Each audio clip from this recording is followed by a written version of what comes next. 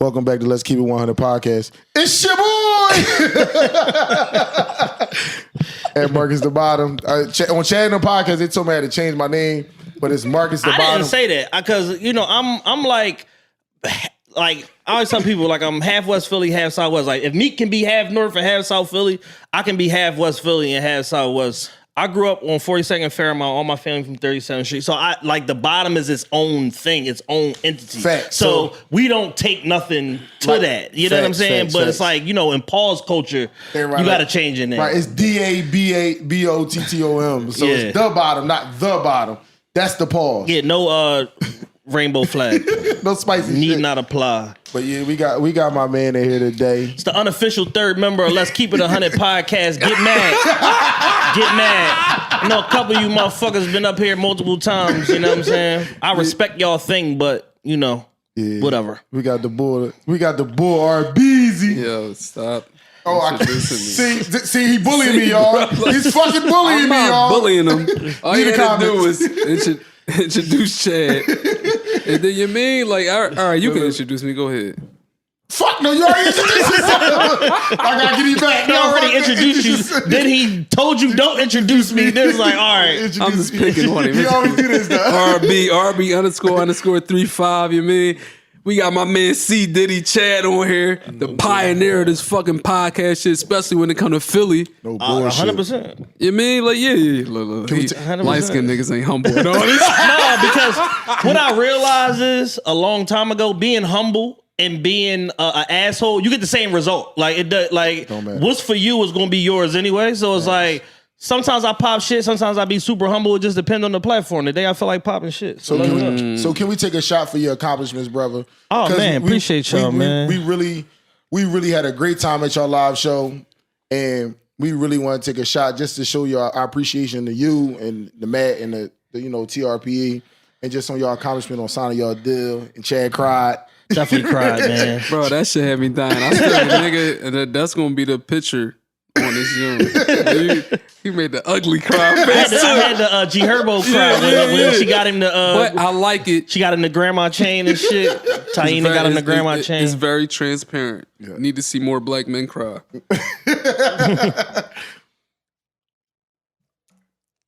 Talk about that though.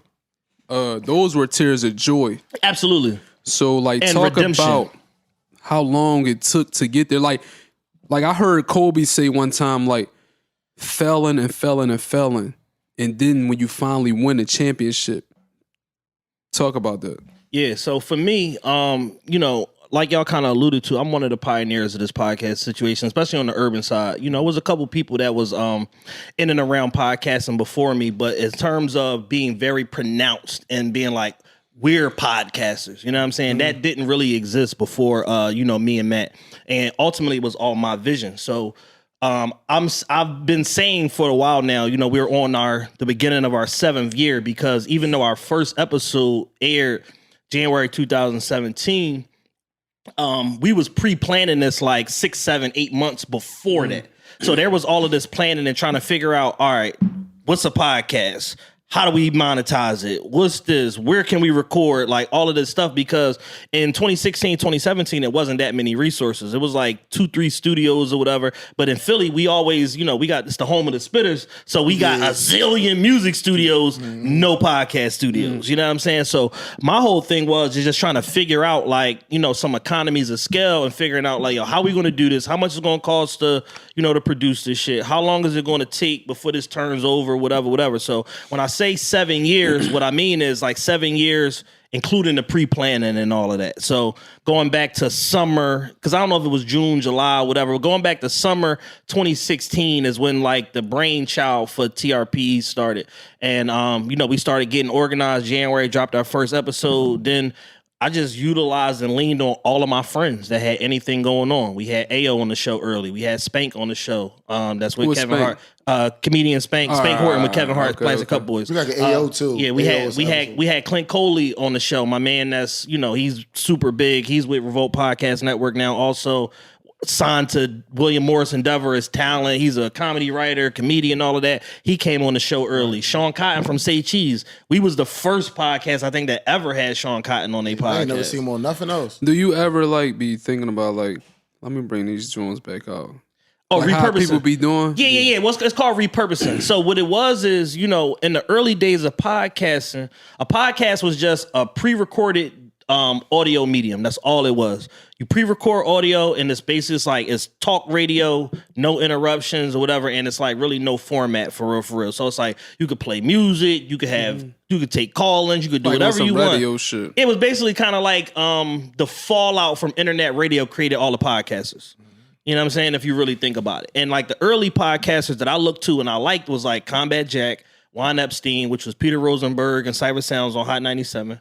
And then later on Taxstone. And Taxstone is really kind of where it started, where it's like, I know I can do this. You can all the way be yourself. The nigga kept it too real to the point where he fucked his life up because he was keeping it too real because he didn't know how to like draw the line between like when do I become a full-time media personality because I was just in the office with Jay-Z. So I probably should take this shit serious, but I'll still bust a nigga ass pause if it come to that at a crowded concert with 1,200 people here. You know what I'm saying? And it's like because of that, he threw himself off. But initially, Tax's upward climb was like, you know, I mimicked it a little bit, to be all the way honest, because I'm looking at the similarities in terms of like, he was like an outspoken, big personality, Black Twitter and all of that. And I was in that, you know, my C Diddy page, we was in that, me and AO was like right in that mix with all of them guys. Officially Ice, that's on Joe Budden's show, and Relly and having them arguments and shit on Black Twitter. All of that shit, that Black Twitter shit. Like we was a part of the foundation and building that shit. You know what I'm saying? Right. I looked at it like, yo, if he could use his Twitter to like, you know, jump off a platform and start podcasting and whatever, I could do the same shit. Cool. So that's what the fuck we did. And I just basically started taking like our day-to-day conversation, our group chats and all of that shit. And I basically went process elimination with all my friends. And I'm like, yo, who's like a real good talker? Who's somebody that can like keep up with me? Who's somebody that's like storytelling, shit like that? And I landed on Matt. And then the rest is kind of like history. That's what I wanted to... how you pick Matt? That's what I wanted to go about. Not just how you picked Matt, but just a team. Like you understand, bro. I say this shit all the time, and niggas might think I'm throwing shots at them, and I am.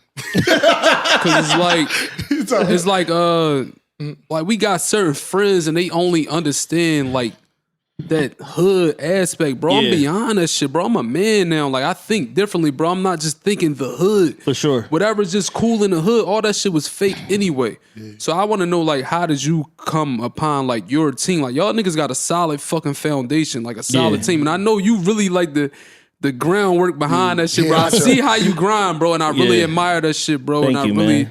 I really respect you, bro. I be telling Mark, like, bro, Chad be doing all this shit. Like, this nigga, I'm like, when do this nigga be sleep? I said, like, this nigga do everything. Yeah, we in the group chat. Yeah, I'm gonna send you this, that. Like, bro, you really be grinding. So, like, just how y'all come about that, like, who you picked for your real, like, just the whole team, the foundation. So the whole initial foundation of TRPE, it was me, Matt, and my homie Ra. My homie Ra now, he was a DJ in the clubs and all that. DJ R to the Izza. He was in the Vault days and Fusion and all of that, and Industry 19 and all of like the bougie spots and all of the he was at all of them Jones. You know what I'm saying? Like, so he was a big time DJ. Rod ended up taking a job and working for Rock Nation in a marketing department. And during that time, he was traveling back and forth from New York to Philly every day, as far as going to work and stuff like that. Well, Philly to New York, rather. And, you know, we would have our group chat conversations and this, and what you think about this, and it'd be sports and news and entertainment and all of this different stuff. And one day I was like, yo, we need to do a podcast. Niggas was like, what the fuck is a podcast? I'm like, yo, are y'all familiar with like Combat Jack, Juan Epstein? They're like, fuck no. I'm like, all right, well, start sending episodes. Check these Jones out. Combat Jack just had this person on there. So it basically was like, you know, just kind of educating them on the industry as I'm learning myself, and just like sending them different pieces of content and stuff. And you know, we sending YouTube like links them niggas and shit. Like challenging you on like shit y'all was talking about. Like that's why you like, yo, I got these. It was some stuff we was real like minded on. Me and Rod got the same birthday. Rod younger than me, but we both born March 29th. So we same sign, all that Aries, all that cool shit. March 29th. Yeah, that's my daughter birthday. So me and Rod would typically be like agreeing more so on a lot of stuff, and Matt would have like opposite opinions, or sometimes we all would agree, or sometimes it'd be just a long big debate, whatever. And I'm like, yo, I don't know, but I think people would like care about this shit. Like if we recorded this shit, put it out, I was like, it's no different than any of these other conversations that other people are starting to have on this podcast shit. And the dope part about podcasting at the time, before all the corporate interests got into the shit, was it was basically for the people, by the people. Like you didn't, it didn't matter who was your guest and who produced your show and who your sponsors was and all of that shit. None of that shit mattered. Who you were before, like what type of following you brought to your shit, like, because you got to be somebody for people to want to come listen to you talk, right? I think it worked for me and against me. And it worked for us and against us, because in the early days, you would have times where it's like Matt could be saying something that's absolutely right, and then people would be giving feedback, but like, what the fuck this nigga know? He's just a bus driver. Like, people will try to demean you in terms of like not understanding your perspective or whatever, just trying to just summarily dismiss whatever the fuck you saying because of what you was doing beforehand. Yeah. And then me, it was kind of like, oh, well, he's a party promoter or whatever. You know, but I was more so, I was very active on social media at the time. I would make like a lot of like car videos talking and stuff like that. Like a lot of shit niggas ended up blowing up off of. I was doing that shit way before they was. But I was just like, I just kind of knew, like, yo, at any given moment, I could go back into like corporate America. I don't need these like videos of me putting these hoes in a place to get like too big, and then I become that guy. So like, I would just keep it relegated to my story. I wouldn't put a lot of the stuff on my main feed and shit like that. But people found me funny, found me entertaining. When Snapchat was big, I had a super pop in Snapchat and all of that for just talking and, you know, going through life stuff. And I'm like, yo, we could do the same thing like on a podcast and try to like eventually monetize this shit, and we might turn it into something. And I just believed in the medium and how free it was and how it didn't really have no restrictions. And we had shows early on. We did 5-hour podcasts and shit like that, but we was just getting fried. Me, AO, Nerded, the that cool nigga table. AO be lit. Yeah, he told him, y'all know you came to the bottom and got your ass was. Pause. Look. I was just fucking with it. But he like, what? They said, what? He said, hold up. Only one nigga he cooked me. He said, one nigga at the bottom cooked me, though. We got to get AO up here, so I got to call him. I'll make that happen, man. AO's my brother, man. You know, and around that whole era, that time period, just in general, me and AO was like, we best of friends. My brother, we was drinking buddies. We was going out every day, shit like that. So it was just like AO come to the bottom a lot too. AO fuck with AO us, just be around. Yeah, like he just want, and he's somebody that because of his star power and niggas remember like being in Blue Zets and Red Sky and shit like that with AO, and he buying a bar and everything on me. Like, people remember that shit. He's a good nigga too. He's a super good nigga, and he took care of a lot of people. So he has like a universal pass in Philadelphia. Like, everybody fucks with AO. I don't know nobody especially that don't like the nigga. from a certain era, you gotta respect it. Absolutely. Especially if you remember playing, like, you remember sports, you remember going to see some a nigga put on a show. Yeah. AO was one and of them. them niggas was, you know, the N1 shit in general, they was on TV for 7 years. They was on ESPN for 7 years with a scripted, well, not scripted, but a reality show around their tours and everything that was going on, like doing a Making the Band shit with like sports. You know what I'm saying? Make a reunion. But look, what you think about people, because y'all just signed a deal and y'all about to like really be big. It's big. So like, what you think about people trying to like marginalize your opinion? Like just what y'all talk about. People not even trying to marginalize our opinion. People trying to marginalize the accomplishment and acting like the shit is normal. Like, I know for a fact, I had a conversation, one of my close homies called me the other day and was like, yo, I know y'all talk a lot about, you know, motherfuckers that's like, you know, in the city to be hating on y'all and this and this. He's like, but I seen it. I was there. He was like, I was like, you know, having a conversation and somebody brung us up and was like, yeah, I see y'all bulls just signed a deal, whatever. And he was like, yeah, no, he was like, but what is it though? And he like, what you mean? What do you mean? Yeah, exactly. Like, that was his response. And that just was a natural reaction. Like, what you mean? What do you mean? So he said, yo, he said, I humor this nigga. I go through the whole whatever. I'm talking to him and I explain it. He said, yeah, but I'm saying like, it's like, they saying like they with, you know, with Revolt or whatever, but like, so? But I don't feel it though. And it's like, what well, you mean? What the fuck does that mean? Like, you're not even in media. You don't even like, Philly is so contaminated with fuck niggas that don't even do what you do, but still reserve the right to have an opinion or try to dissect what the fuck you got going on. And it's so weird because all niggas reserve is the right to do is talk shit because it's free. Yeah. You ain't gotta go to school. You ain't gotta motherfucking educate yourself. You ain't gotta be cool. You could be the lamest nigga ever, and you could just talk shit. Niggas talk shit on the street corners and barbershops, and that's all niggas But do. this what you gotta understand. We all done been through it. Like I done seen niggas downplay me for having a jacket, and they wore thermals because they couldn't afford a jacket. They mom ain't buying them a jacket. Yeah. That's It's just all that based mentality. it's all based on insecurity for real. Yeah, like I'm gonna make you you're feel doing something- bad because you got more than me, nigga. Exactly. You have abundance, I don't, so I'm gonna try to diminish what the fuck you doing. Whatever the fuck you got going on. You should be used to that shit, bro, but it's going to get worse. No, and y'all it's- niggas really got a great following, bro. Like, I ain't gonna lie to you. I'm not gonna cap. I ain't know who y'all was until Mark told me. Yeah. But I'm pretty sure I would have. Yeah, eventually. But yeah. we done went on niggas shit and they had bad shit to say about y'all and I mean shit like that is like. But that's just how to, especially when it come down to women, like niggas, girls wearing y'all And merch. here's the thing, right? I got a girl. I love her. My girl bad as shit, by the way. These bitches, y'all niggas be fucking and y'all be shot out over. These bitches can't touch me.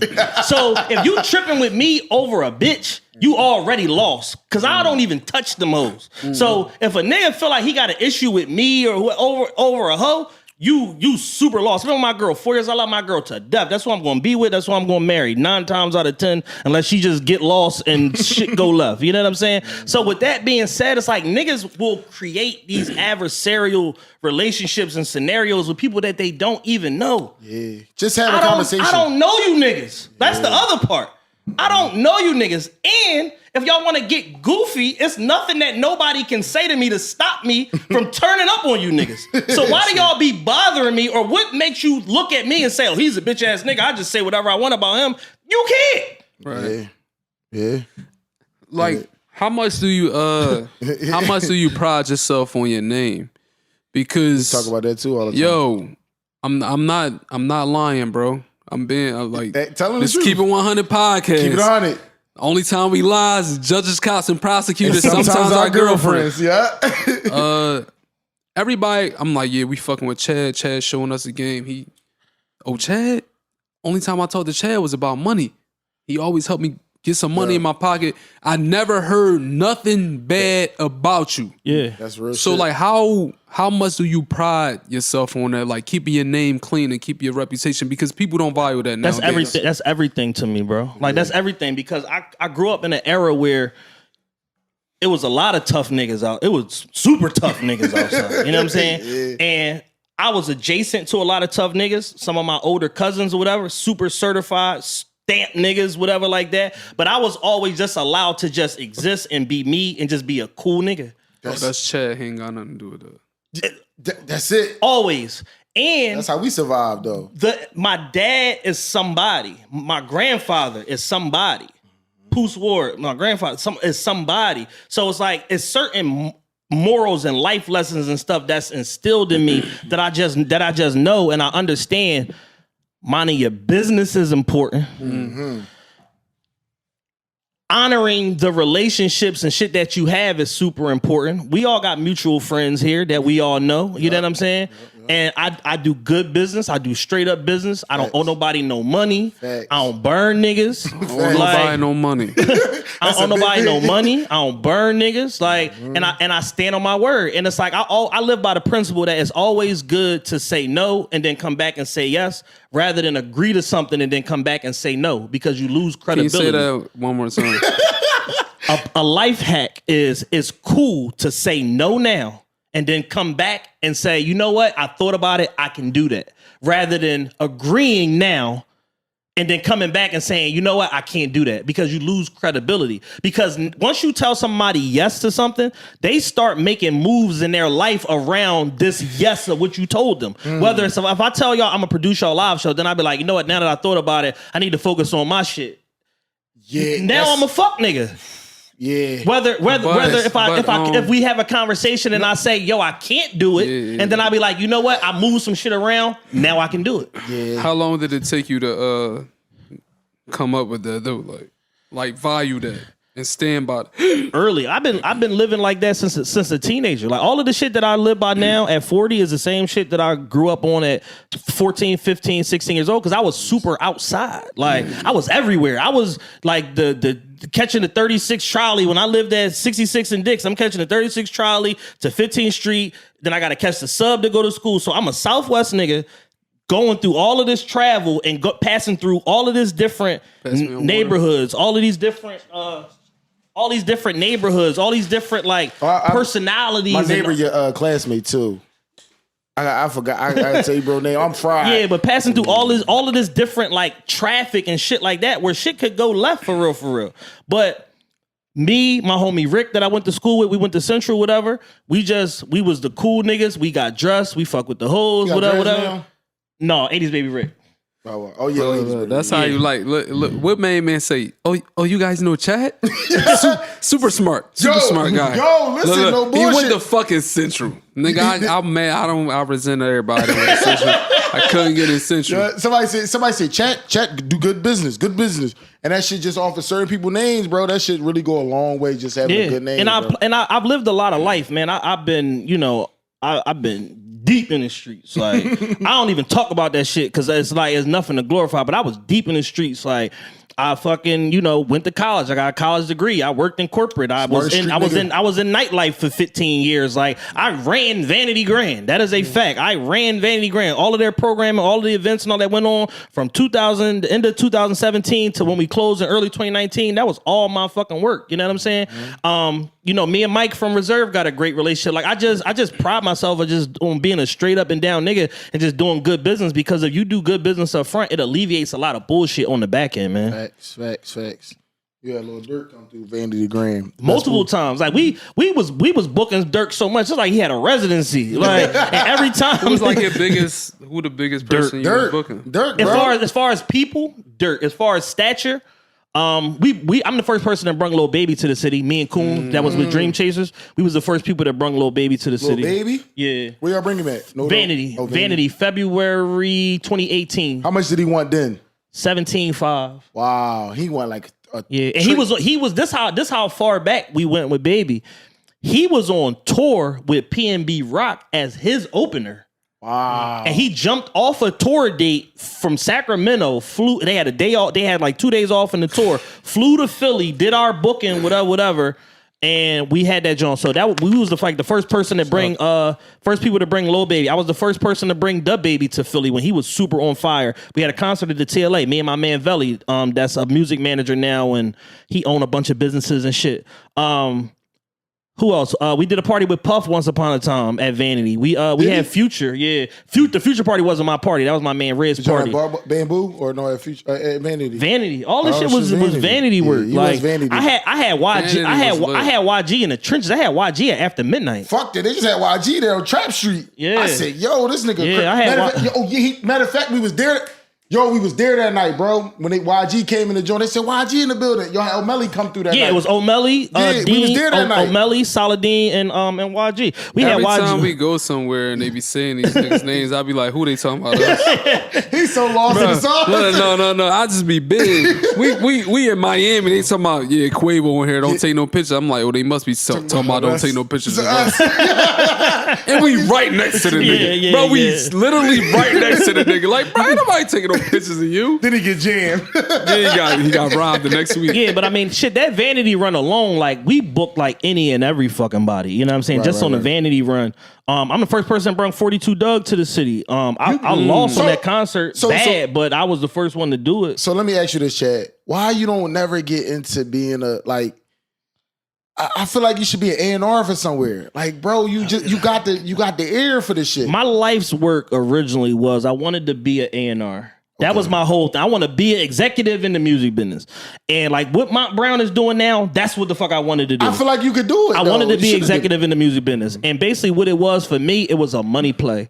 And I looked at like Lenny S is like a close friend to my family and shit. Lenny S from Rock Nation is a close friend of my family. Lenny S actually helped me do my capstone project for my college graduation. I did a whole capstone paper, like a 20-page paper on the whole. With like a capstone. So a capstone paper is basically it's basically like, you know, you have, like, I was a marketing major, so you have which is, you know, falls under business discipline or whatever. So your capstone paper is basically like you pick one topic and you explore every nuance and everything around that topic for 20 pages. So mine was basically about like the career track for like an executive in the music industry, starting from from an intern to a junior A&R to an A&R to a VP of A&R, all the way up to like a label head or whatever. And Lenny S helped me flesh out that project, and he was like my expert or whatever, my expert testimony that I used for my project. So that was my whole thing. And then it's like when I realized how much like a junior A&R made, I was like, get the fuck out of here. It was like 30 grand and you gotta live in New York. I'm like, how the fuck I'm supposed to survive in New York off 30 grand? 30 grand is just 30 your grand gonna be good too much. So then my plan became, and I started acting on it later, my plan became, I'm gonna basically backdoor the music industry. I'm going to start my own independent label, my own independent movement, and then get in the situation like that and basically double dip, where it's like, I'm going to try to get these artists signed to these deals and then use that to parlay me getting like an executive spot. So it's like, so instead of coming in at the bottom, I'll come in at the middle, work my way to the top, and then I still keep my interest in my artists and I get a check from the labels. That was my plan. Right. That shit got blown the fuck up because at the time when we had an independent label, it was people like us. It was me, it was my cousin Al One Thing, Dana Black, Jada Lavelle, who's doing styling and all that. That's my younger cousin. Lil Jada. Yeah, that's my cousin. Jada. Yeah.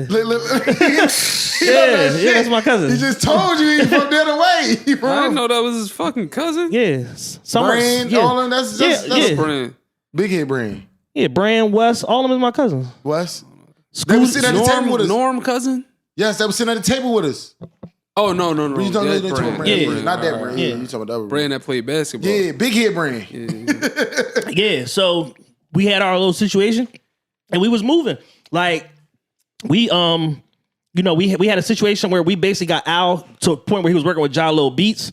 We was getting all his blog placement. Fucking when Funkmaster Flex had his website and Flex We Trust, they debuted a record for us that we had with Lil. Like, the shit was moving. Joey IE was the president of Def Jam at the time. Bubonic from Philly's Most Wanted walked our record into there because DJ Sycamore, who's a music executive now, he like a VP of A&R, I think at Atlantic or Epic. He walked the record in for us and shit like that. And it was basically like, yo, you know, I like the record, it's dope, blah, blah, blah. Y'all need to do this, that, and the third. I met with Aaron Reed, L.A. Reed's son. L.A. Reed was the head of LaFace and Def Jam and Arista Records and all that shit. He's super OG. He was partners with Babyface. And we was moving, and then eventually the shit just went left. You know what I'm saying? Like, other people that was outside of the circle got into it, start saying this and that to different people, broke the situation up. And it just eventually it was defunct. It went nowhere. I went all the way hard into party promoting and shit like that. I left them alone as far as the music, and then that was just that, man. So look. I want to know, like, on when we do this shit, I like to know people lows, because we see like your highs, like you accomplish. Like, oh man, I'm just saying, like, we just see like Chad just here. Yeah, you popping with the podcast. You got the chains on. I like that chain. That's the Cleveland zone. That's the Cleveland zone. But it's like your name. No, fuck that. We was at the show. He told Chad should dance. I said, fuck you, bitch. I should dance too. I didn't say that. Yeah, I said, Danny, I'ma fire you, Danny. I said, Chad should dance way more than your shit. I saw my shit with peroxide. Bro, at our live show, I couldn't see nothing. I couldn't see nobody. Yeah. When I'm touring, I'm like, DJ, you got me? Chad was at the DJ booth. He lied. Was at the DJ booth. Nigga, that's the only way I seen the DJ. Chad was dancing. Chad Chase was dancing. But you saw me in the crowd. That was Michael Jackson. No, nigga, your shit was platinum. Oh, Danny, you fired. Danny 215, you're fired. So you want to talk about lows? I said, oh man, not because I'm embarrassed to talk about it, because I actually talk about it on TRPE a lot. Like, I want to talk about your lows. Listen, 2012 going into 2013, I'm living in Germantown, right? I got an apartment, shit like $1,400 a month, 2-bedroom apartment. The girl that I was fucking with, she did some bullshit. We ended up breaking up. I kicked her out the crib, did some crazy shit, called her mom, told her, yo, come get your daughter, I'm gonna kill this bitch. It was a mess. Yeah, all the nut shit. So that was in like June or July. So going into the end of the year, this is what I got going on. I got Mikey's on Mondays. I got Aura on Thursdays. I'm smacking them. I'm making a lot of money, but I'm young at the time. So I like, this is fucking money up. This is 10 years ago. So I'm 30. I'm fucking that money up. I'm not saving shit. I'm thinking like saving. I got like $6,000-$7,000 in the bank, but it's like on a week-to-week basis, I'm making $6,000 or $7,000. Right. Why aren't you in a week? Yes. Yeah, off party promoting. Off of 2 weekly parties, I'm making $6-7 grand a week. So think about that. Off just motherfuckers coming and paying at the door or whatever the case may be. And this went on for roughly 3 years straight. Like I'm making the same money every week. $7,000 from 2010 a week, Chad. From 2010 to 2013. That's a lot of money. But nigga, that is a lot of money. That's a lot of fucking money. I'm saying though, you made $7,000 a week, nigga. How much is that a month? $2,800, $28,000. It's a lot of fucking money. $30 grand a month off a party. And this was 10 years ago. So that's imagine how far that money is going. You know what I'm saying? That's my salary for the year. So I'm making this money or whatever, but I'm fucking it up because I'm out I got 2 parties a week, but I'm out 7 days a week. So yeah. I'm buying bottles. You're spending $3,500 of that. Easy. What Matt say? He said Marcus and them, they had more bottles than people. Yeah. So I'm setting the scene. I told y'all, Ayo was my drinking partner. Ayo get up at 10 in the morning at this time, start drinking. Like nigga, I don't do that. He tell me, yo, come get me. It's noon. We go somewhere for lunch. Fridays, whatever, get fried. Oh yeah, that's me. We there till 4 o'clock. We leave there, go to a happy hour, get fried. We leave there, go to another bar, I gotta hang get with fried. Ayo. Where you at, Ayo? We leave there, go to a club, whatever club or weekly event is popping. Go there, get fried. You already $1,000 in, easy. Maybe $1,500. It's money. Or Tuesday, whatever the fuck. Like, and it's like, yo, that was my. It became so normal. That was my life because it's like, yo, soon it only take. We got a thing we say on the show. It only take 2 pay periods for you to adjust to whatever your new normal is. Like, if you making $50,000 now and you get a raise, you make $70,000. By the time the 3rd pay period come around, you done got a new motherfucking car. You looking at apartments. You looking at Cartier catalog. Like, you trying to find shit to spend this extra dollars. I was looking. Somebody made like a financial literacy book. I was looking into it, and it's like, basically like if you can't save money when you broke, you can't save money when you lit. Yeah, because your the financial more money habits, you make, you're going to up your shit. The more you spend, you're going to get a bigger house. You're going to get a nicer car. Bro, before I had a Rolex, I got a Rolex book in my house.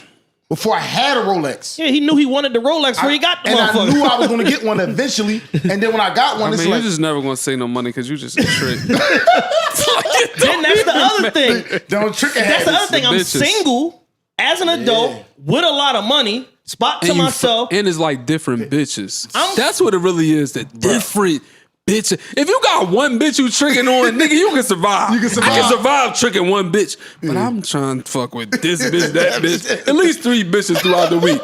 Nigga, that shit add up. Bro, like it was so ridiculous. It was lit, but it was so ridiculous. Like looking back, because it's like, yo, if I just cut it down from 7 to 5 days a week of going out, like that's an extra, basically $1,000 every single day that I'm just putting to the side, and I didn't give myself no runway. And going into 2013, so about $28,000 a month. The fucking party shit readjusted. I told you I ain't had no money saved. That's when it transferred from the clubs to the bars, right? Yep. So you was like a rapper.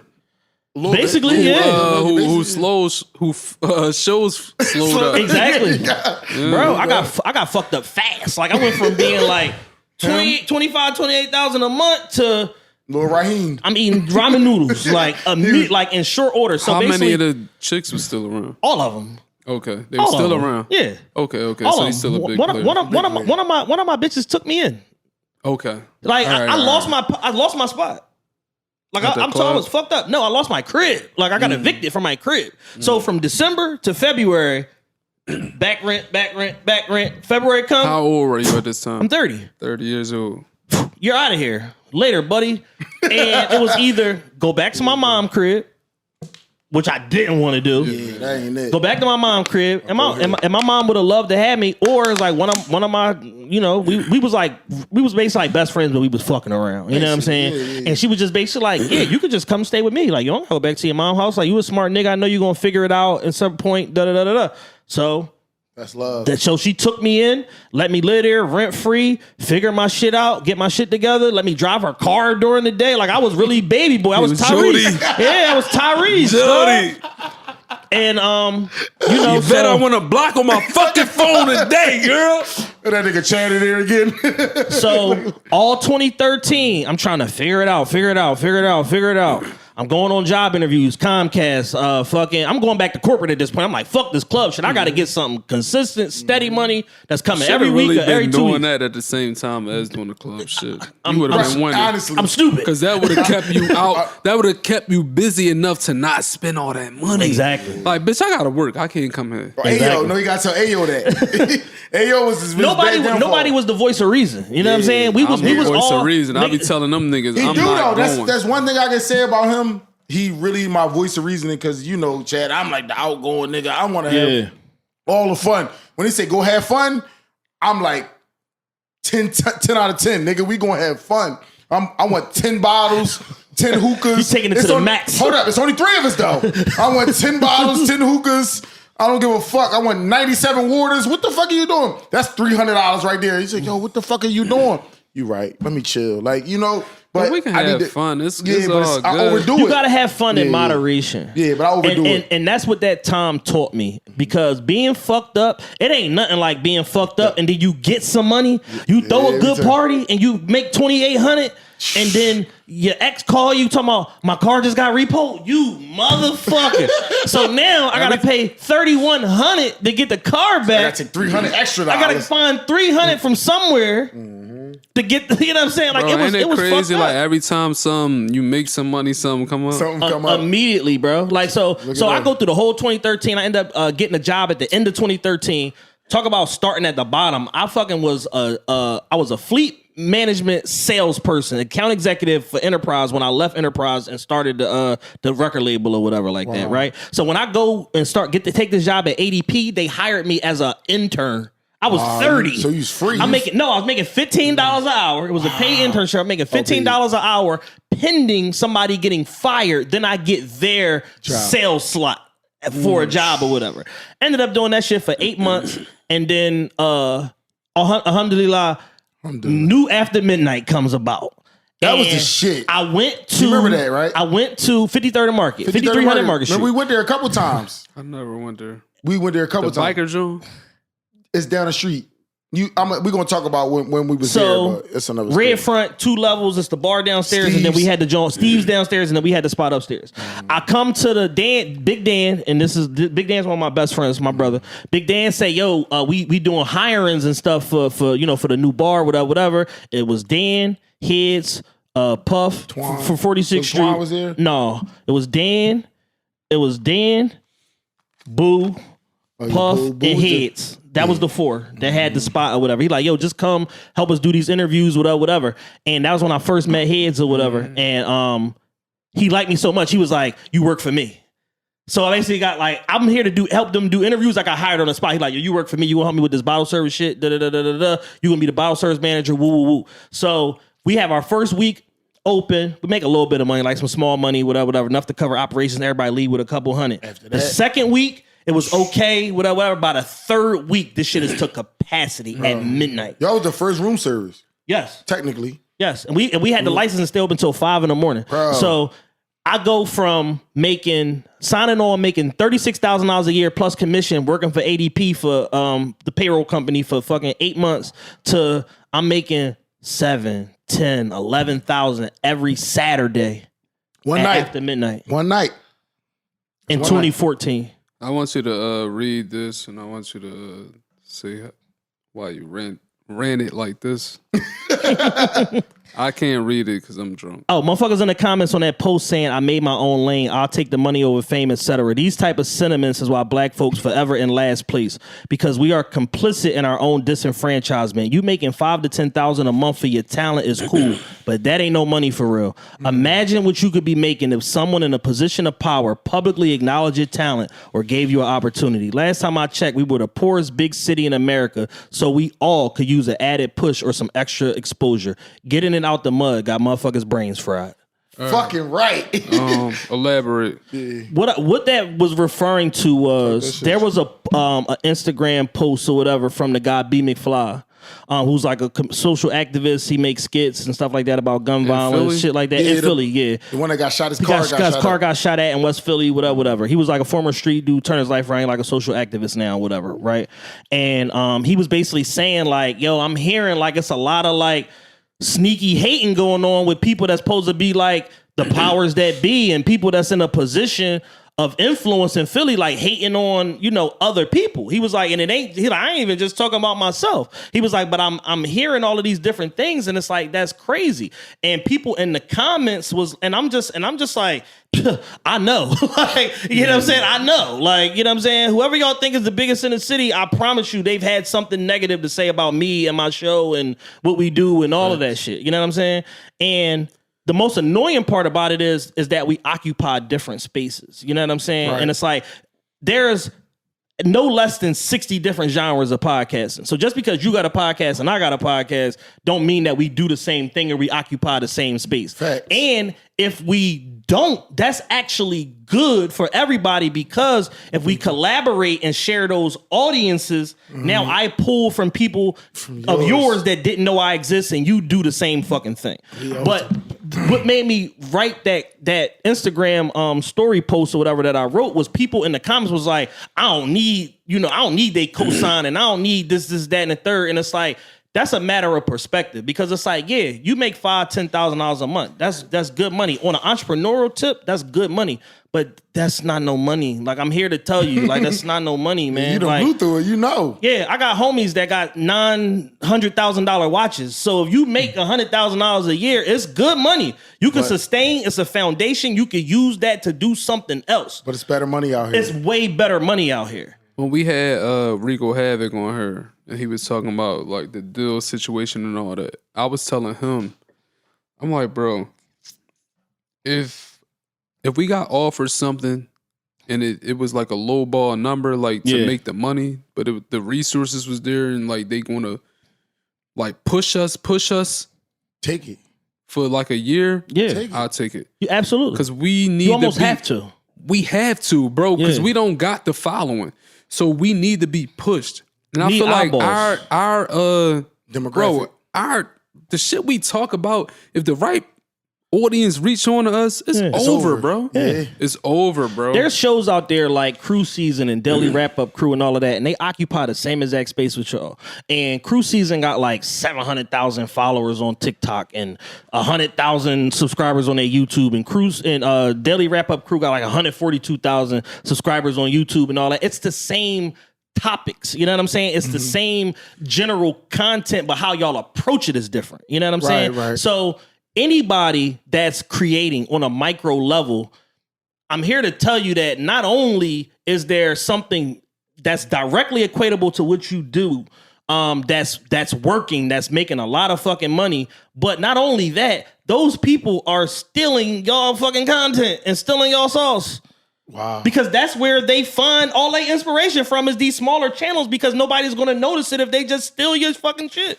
I really believe that that's very true. Yeah, because we saw that. We saw that firsthand. We ain't gonna steal no shots, but we saw you that. can throw shots. We seen Cleon take our shit. I mean, Cleon was on here, but that can happen like in the back of your mind. What is called? You might not know photographic memory. Yeah, like you might not know you took some from a nigga. But yeah, they say great minds think alike and all of that shit. Man, but fuck that. When you around somebody, you adapt. You like you absorbing their sauce. Yeah. You know what I'm saying? That's why I see TK Kirkland say he don't go out and watch the comedians that come on before him because it's like you're going to inherit what they talking about, or you might bring up those subject matters. Absolutely. But that's what people do, bro. Yeah. So back to my original point. It's like, yo. feeling like you got it out the mud is a distinctly like black thing.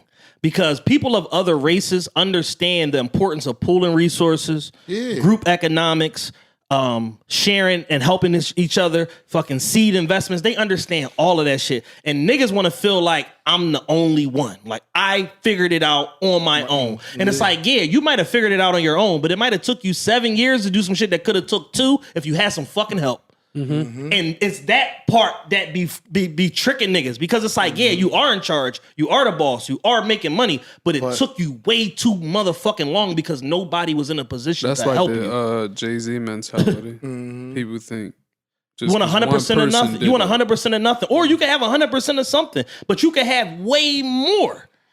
And ultimately, like something that you were saying on the prior show that I sat in on, you were saying like, I'm not infatuated by money, but more so what it can do for me. And I think that the point that you was trying to get to is like economic and financial freedom and being able to provide opportunity for yourself and the other people around you. That's why what I care about money for. Because I come from the era, and y'all do too. If your mom call you for $500 or $1,000, you better have that shit. Facts. It's not. It ain't no. Oh, let me. No, you better have it. Goddamn, Chad, you gonna make my mom like you more. You see what I'm saying?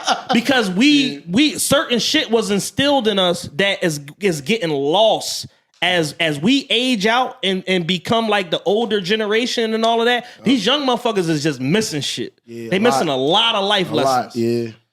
And it comes across in how they deal with shit. Even like all this snitching shit and all that's unfolding in the media and all of that right now. Like, I don't want to take a left turn and get into that, but just the way certain motherfuckers respond to certain shit is just like, it tell you everything you need to know about them.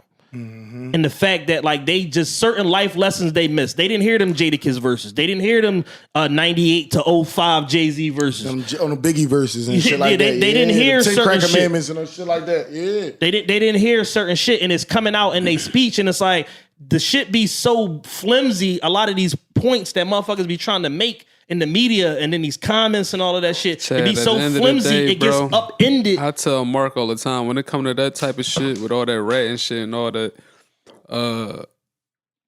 niggas got picks. They do. If somebody can provide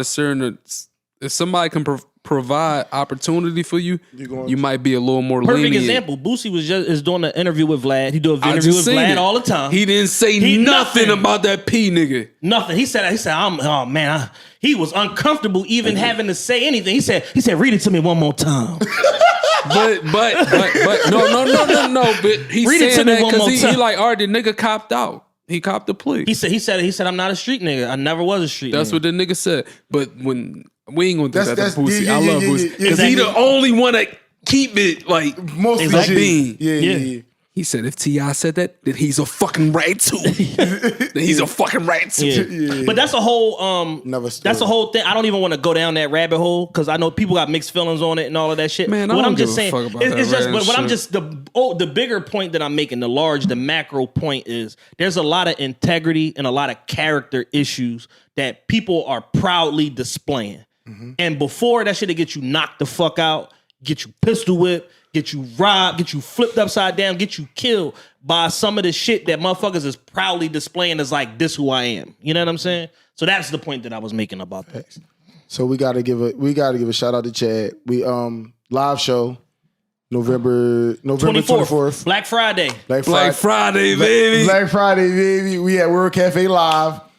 You know, well, in the music hall, in the big room, not the little one. Not the little one, the biggest big players. Like big players, CBR, you on it. So, you know, big players, you know, follow us on all platforms. Follow C Diddy, Matt Made Me Sick, Big Dan TRPE, all platforms, you know, subscribe to the Patreon. Subscribe to the Patreon, patreon.com/official TRP. I'm subscribing to the Patreon. And follow us on YouTube. I know y'all big on YouTube, so follow us on YouTube at TRPE. Real simple. @TRPE. Everything come up. Yeah, so, you know, shout out to Chad, you know, shout out to TRPE. We in the building. We coming World Cafe Live November 24th. Get y'all tickets. So when we gonna put this out, this gonna be the clip. Man, listen, Chad, the pioneer, the originator of this podcast shit, man. If y'all want to know any questions, if you got an upcoming podcast, DM Chad. Can I drop a gem real quick before we leave? Go ahead. 2018, I'm in Vango. I'm with Spank. My man was with Kevin Hart, whatever, and all that shit. And somebody that's very prominent in podcasting now, Spank introduced me to him, say, yo, this is my man Chad, he a good nigga, he got a podcast, he doing great work, whatever. I was on the show, AO was on the show. He's selling it for me. He like, yo, you should go on the show, The person told the person, yo, I ain't gonna hold you, Spank. I ain't gonna hold you. I don't even fuck with podcasts. I don't fuck with podcasts, bro. But for you, I'm gonna do it. For you, I'm gonna do it. It is now September 17th, 2023. Person still not on my podcast, and they got one of the biggest podcasts in the country. So, with that being said, people will literally tell you they don't fuck with something and then do it.